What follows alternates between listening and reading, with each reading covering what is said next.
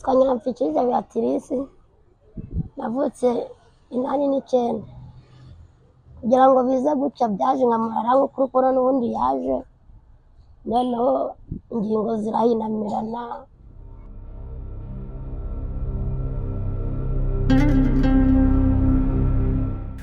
Turi mu bihe by'imvura ndi kuzenguruka nk'uko bisanzwe mbona umubyeyi uri kumwe n'umwana we aho ni ku muhanda bameze nk'abari gusaba. Imvura irakubye iri hafi kugwa. Umwana mwiza bigaragara ko mama wakora uko ashoboye ngo amwiteho. Ndamwegera ngo menye byinshi bimwerekeyeho n'impamvu ari kumwe n'umwana ku muhanda. Burya abana n'ubumuga.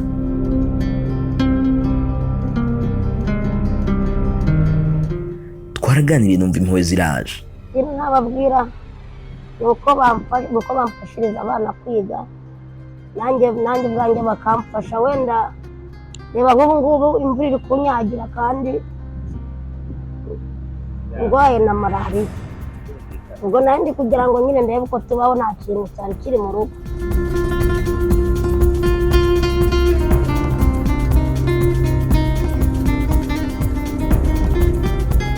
Yitwa Beatrice yavutse muri 89. Twanyamfikiza Beatrice navutse 89 kugira ngo bize guca byaje nkamara nk'ukuri ko n'ubundi yaje noneho ingingo zirahinamirana. Ahantu hose mu ngingo haramenagurika ndibuze kuhakwereka hari ibisebe biteye ubwoba ugomeraho guhinamirana. Ubwo bageze aho baranarekera no kumva ko baravuze biranga. Ubwa mbere bavuzaga mu Kinyarwanda byanze rero barekeye ngo abantu bakera baza ati n'undi haramugaye reka turekere. Nuko haza kuza umuntu wo mu Bugesera avuga ati nabaze umuntu mujyanye ari mu Bugesera iririma hari ivuriro tamura Ruferina ashobora gukira nubwo atakira ariko urye bamuvuriye ibisebe kuko mbona hari abantu benshi bavura cyakanagenda no kumva ngo nubwo atagenda neza ko ndi kubona yarahinamiranye cyane kuko nari maze igihe kinini ndyama. Uburwayi bumaranye imyaka igera ku 9 ntibyari byoroshye. Ibibazo nawe nabyo kuko nabonaga abandi bajya ku ishuri ndetse nta bushobozi nari mfite bwo kubaguruka ngo njye ku ishuri kandi n'ababyeyi nyine bari bararekeye kuko nari meze nk'umupfu. Ubwo rero ikibazo nagiraga ni ikibazo cyo gukina n'abandi bana cyangwa kumbe najya abantu bari nabaga niryamye kandi ndibwa cyane. Ubwo rero banjyanye aho kwa muganga muri Ruferina mu Bugesera. Umuganga abasha kunyitaho cyane anyitaho iwacu nta n'ubushobozi bari bafite turi abakene. Anyitaho cyane ariko cyane ntiyitaye yuko turi abakene avuga ati uyu mwana yarabaye bitewe n'ukuntu yambonye reka nze mwitaho ndebe ko yakoroherwaho gake. Kubw'amahirwe abona ibisebe birakize abona amaguru yarayarambuye. Ubundi ntabwo nicaraga gutya nabaga njyamye amaguru gafata kuruza ukananwa gahiri. Ibisebe no kuvuga ngo buri saha niko bene mama cyangwa mama mu gihe tagiye guhinga babaga bafite agatambaro ko guhanagura amashira kuko no kwa muganga aho ngaho nyine bamvuriye ubuntu bitewe n'ukuntu babonaga nyine tumeze kandi abandi bishyuraga amamiliyoni n'amamiliyoni ariko uwo muganga yabaga ati kuva ngizisha bagahaguruka haba n'ibisebe byumye nkaba ndi kubona ari gukina n'abandi bana nimujyana umwana icyo gihe nari ngeze igihe cyo gufata irangamuntu nibwo nahagurutse nari ngize 17 cyagira ngo umuntu bazitangaga nyine bazitanze narujuje imyaka 16 yo kuyifata. Ubu igihe kigeze nyine nuko ndagenda njya kuyifata kuko naranijyanye ngenda n'amaguru kuko bari barampagurukije baramaye zino maguru. Ntabwo wigeze agira amahirwe yo kwiga? Nagiyemo mbere nyifite mbere nyine kwakuno mbwe mfite imyaka 8. Kera rero batrangiraga ari bakuru mfite imyaka 7 nibwo nagiye kwiga. Ubwo niga mu mwaka umwe niko nahise nkora n'icyo kibazo ndaryama. Rero aho mpagurukiye n'ubundi kubera ubuzima bubi numva numva ntajya kwiga nyine nkajya nigumira mu rugo nkajya mvayo wenda ngiye nko ku irembo ngiye gutembera. Yashatse umugabo abyita ko byari amahirwe, ni Imana yabikoze, gusa byarangiye bashwanye.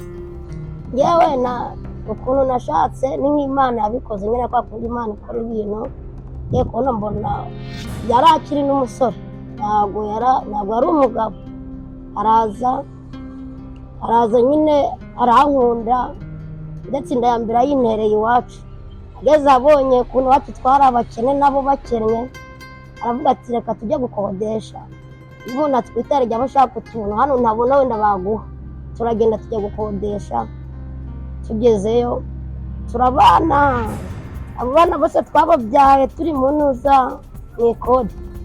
Ubwo rero ejo bundi iwabo w'umuhungu bamutumaho kwa kuba ari mu Mutara, bamutuma ati muve muri iryo kode muze tubereke aho. Tugezeyo rero tuba turashwanye, sinzi ukuntu byagenze nyine. Tuba turashwanye, dushwanye mpita mwigarukira inana, bwa ntabwo nagumya kwikunega ku muntu untesha umutwe kandi mfite n'ubumuga, reka nigendere, ntabwo nzabura ukombaho. Ubu ntabwo tuvugana, umuntu mvugana nawe ni mabukwe kuko ni nawe underera abo bana babiri. Burya ari aho ngaho arwaye na malariya. Ubwo twavuganaga nabonaga atitira. Ubuzima ikintu gituma nzinduka nkaza hariya nkazindura umwana ni ubuzima nyine, ni ubuzima bw'ubukene no kuba nishoboye bitewe n'ubumuga mfite.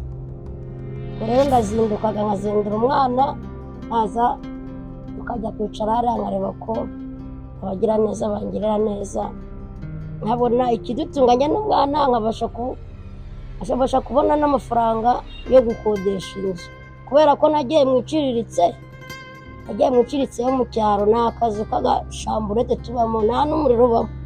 Ni kugenda nyine tugasesera tukabona aho dushyira neza umusaya, ariko nyine tukaryama tukihangana. Nyishyura 6,000 kandi izindi zangaho bazishyura 30. Niyo mpamvu naje ndwaye, ndabona ndi gutitira, nkaza no mu mvura kugira ngo ndebe ko nabona niba ari 6, nawe arihangana. Niyo mbonye 3 cyangwa 2 agenda nkabimuha nkabwa nihangane nyine, urabona nanjye simpinga. Ubwo rero akabasha kunyihanganira tukaryama. Ubwo rero ejo nkongera n'ubundi nkazindura umwana tukajya kureba n'ubundi uko twabaho. Yifuriza abana b'ubuzima bwiza. Ubuzima buri imbere na buriya mwasanze ndi kubitekerezaho, ndi kuvuga nti nubwo ndwaye malariya hari igihe kuwa mbere nzajya kwigisha abantuza barera, bakajya bamwigishiriza akaba yakiga nk'abandi bana. Ashimishwa no kubona abana be, akabazwa nijoro abyuka ajya kureba ko hari uwagira icyo amuha n'akana gatoya bari kumwe. Ibyishimo ndabigira kuko nagize ishaba nkabyara. Ikintu kinshimisha ni aba bana. Ikintu kimbabaza ni uko inzuka nijoro nkaza hariya, ariko nabwo nese hari igihe nababara nkishima, nese nabigira. Abonye umugiraneza umufasha, yatangira aka business gaciriritse.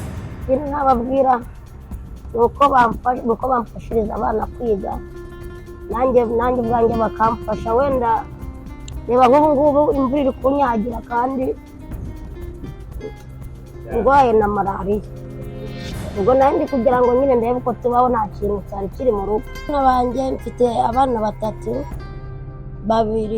babiri bakuru bari kwa nyirakuru, kubera ko ariho narindi n'umugabo turashwana basiga kwa nyirakuru, kwa ko nta bushobozi nanjye nari mfite bwo kuba nabarira. Mbona gutya uwo nazanye n'uyu nguyu we turi kumwe, bariga ariko ntabwo biga neza bitewe nyine no kwa nyirakuru nabo nabakina ntabwo bishoboye neza. Njyewe mbonye uko mvamo, niyo ndyamye ndasenga ahubwo ni cyangwa Imana ikankora muri ubuzima bwo kuzindukira ijoro, azindura n'uyu mwana, abandi babazindura bajyana ku ishuri, ngiye muzindura mujyana ku muhanda. ubwo rero urumva nawe nubwo yakura nta byishimo yagira cyane ategeye mu ishuri hamwe n'abandi, kandi nanjye ntabwo binshimisha cyane, ntabwo binshimisha hamwe n'abo ngabo nyine. Cyakora wenda bo ba nyirakuru bagenda basunikiriza gake gake.